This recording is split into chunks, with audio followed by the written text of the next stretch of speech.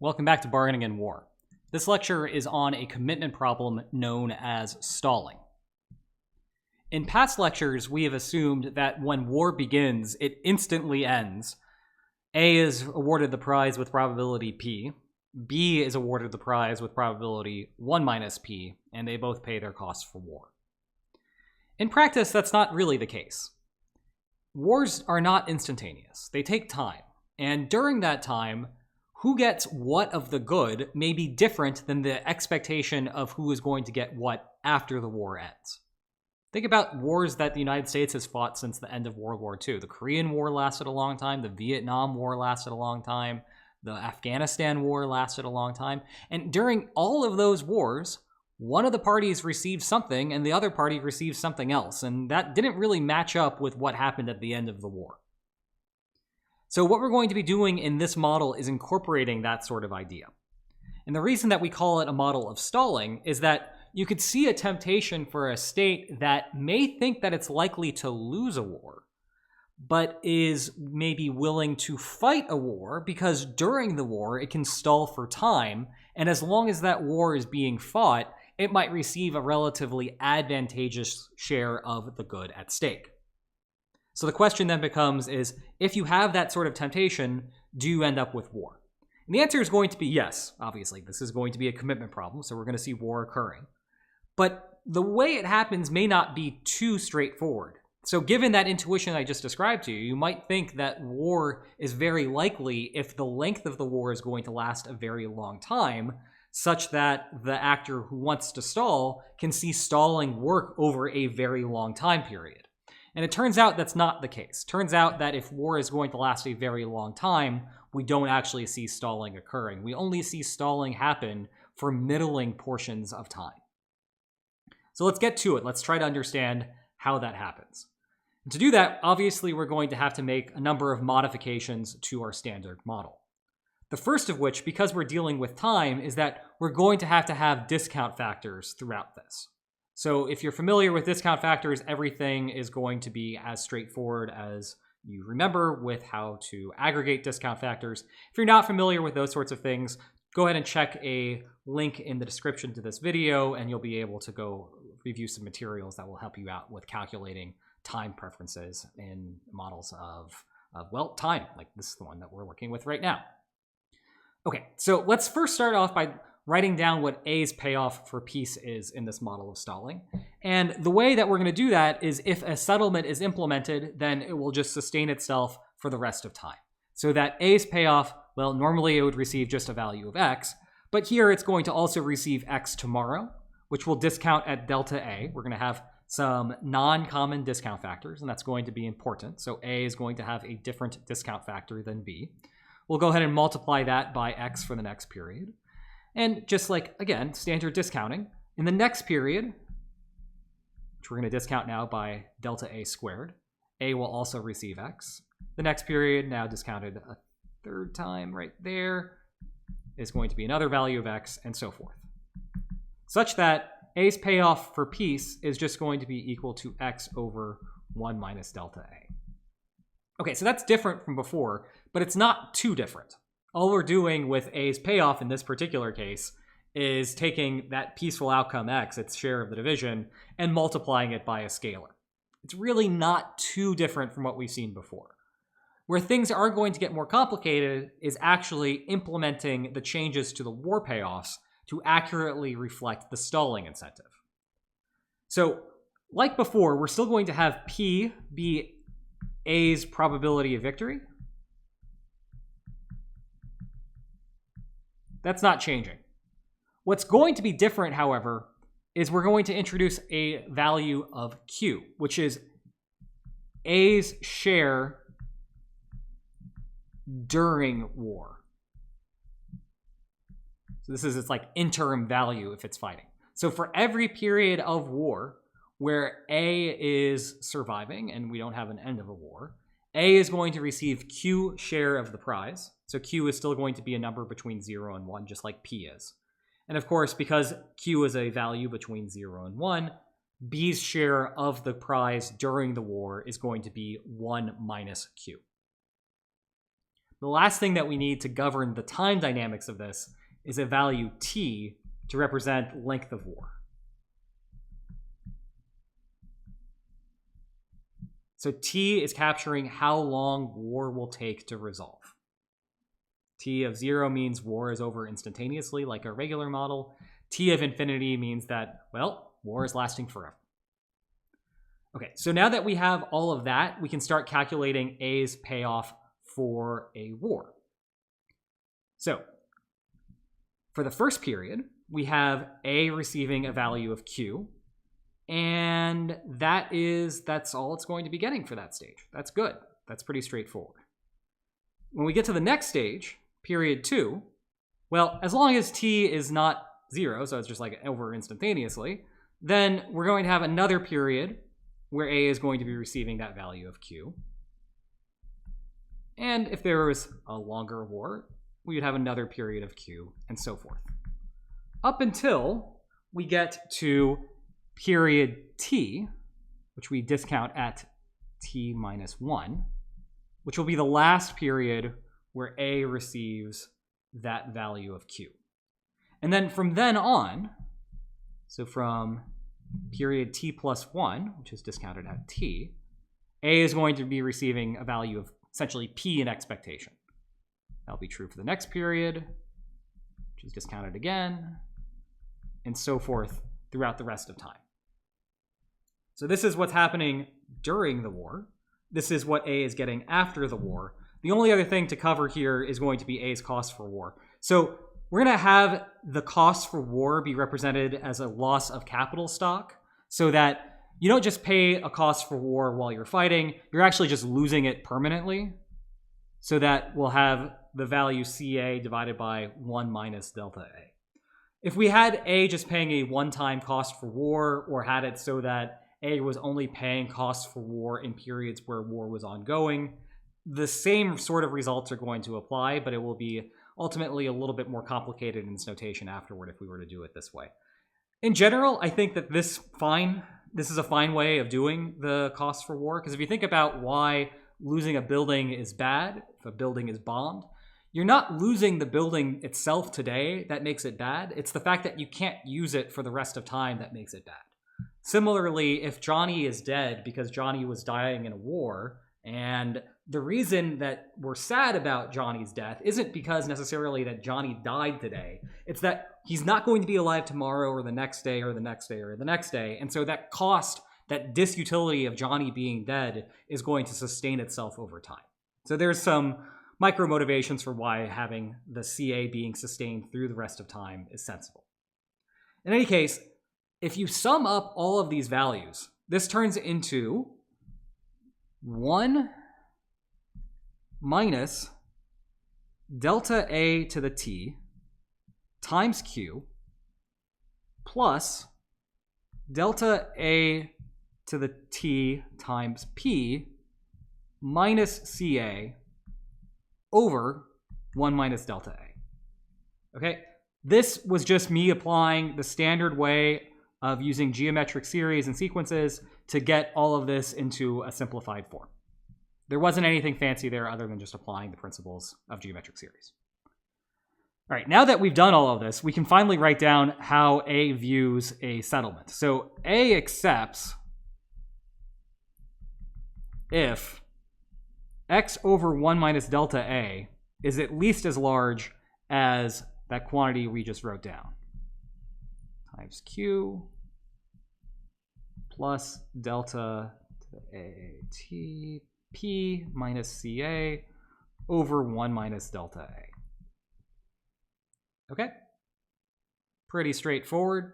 So what do we see here? Well, we can simplify this just by multiplying off the 1 minus delta A's, so that A's reservation quantity, how much of a share of a settlement it's going to need, is X has to be at least as large as 1 minus delta A to the T times Q plus delta A to the T times P minus CA. So that's half the story. The other half of the story is what's happening with state B. So we know what A needs to accept. What does B need to accept? Well, if we go up here, all we're going to be doing for each of these things is, instead of having the quantity, we're going to have 1 minus that quantity. So for example, with these x's here, B's share of the payoff is 1 minus x for the first period, and then now delta B, because it's B's payoff, times 1 minus x is how much it's going to get in the second period of an accepted settlement. The third period, it's going to get delta B raised to the second power times 1 minus x, and so forth. And that's just equal to 1 minus x divided by 1 minus delta B. Okay? Well, if we think about what's going on with the rest of this, similar sort of story, where instead of getting Q during the war, remember Q is A's share, B is going to be getting 1 minus Q for each of those periods.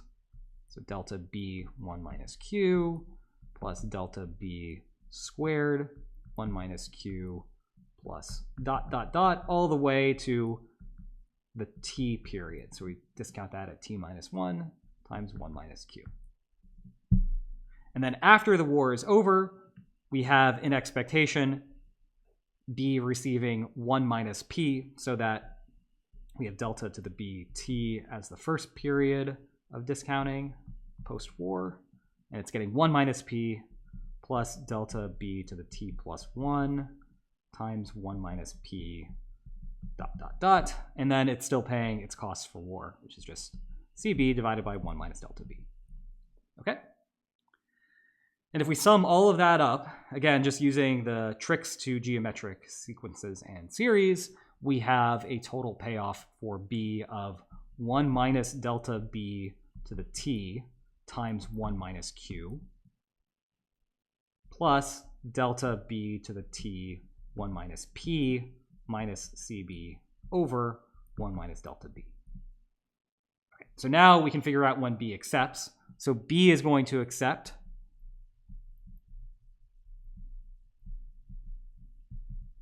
if, well, 1 minus x divided by 1 minus delta B is at least as large as this quantity here. So greater than or equal to 1 minus delta B 1 minus Q plus delta B, don't forget the T's here, 1 minus P minus CB over 1 minus delta B. Okay, and we can simplify this, of course. We have a divided by 1 minus delta B on both sides, so if we just multiply both sides by that quantity, we get 1 minus x, at least as large as 1 minus delta B to the T 1 minus Q plus delta B to the T 1 minus P minus CB. Okay, well, we can actually simplify this. So let's go ahead and multiply everything out, do some foiling and some distributing. So we get 1 minus Q minus delta B to the T plus Q delta B to the T plus delta B to the T minus delta B to the T times P minus CB. So you'll see that this one cancels with that one. And we also have something else canceling here. We have this negative delta B to the T canceling with this positive delta B to the T.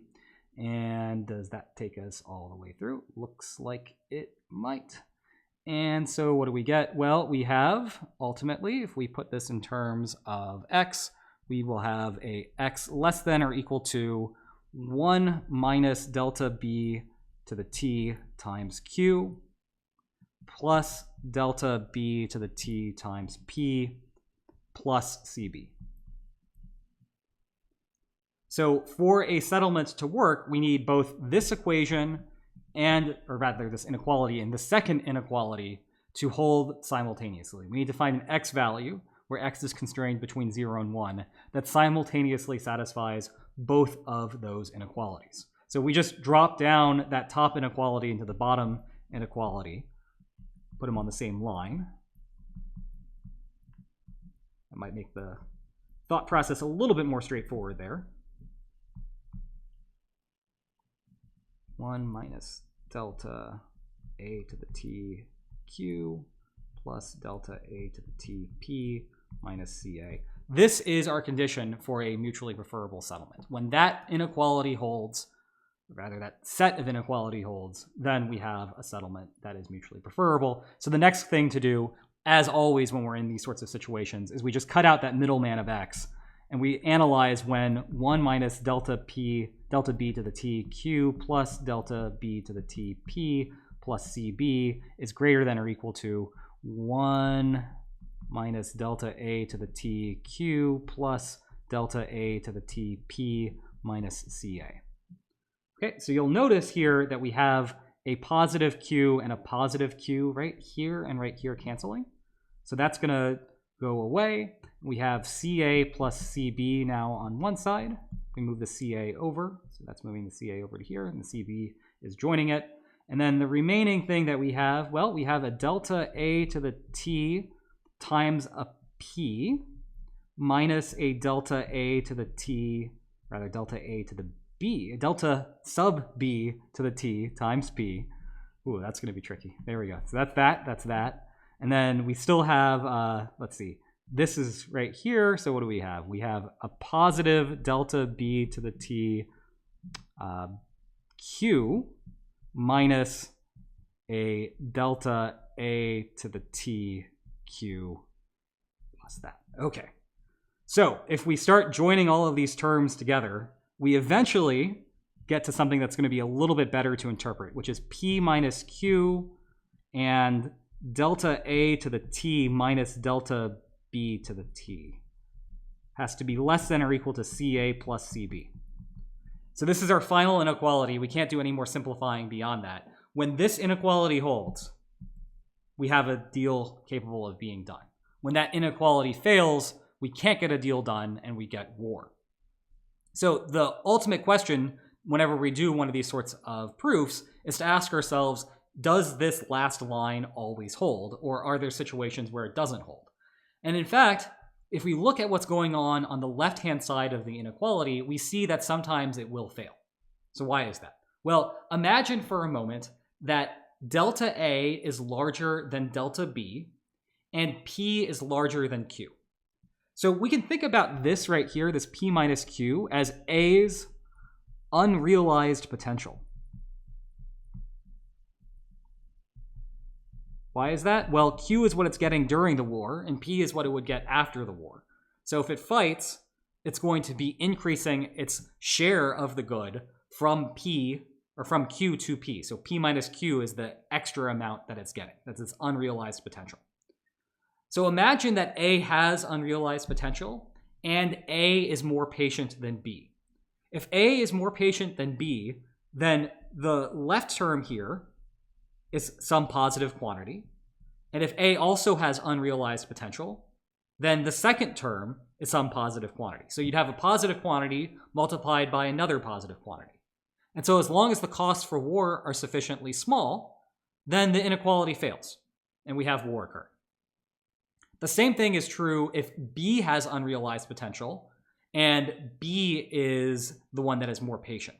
In that case, if B has unrealized potential, then Q is larger than P.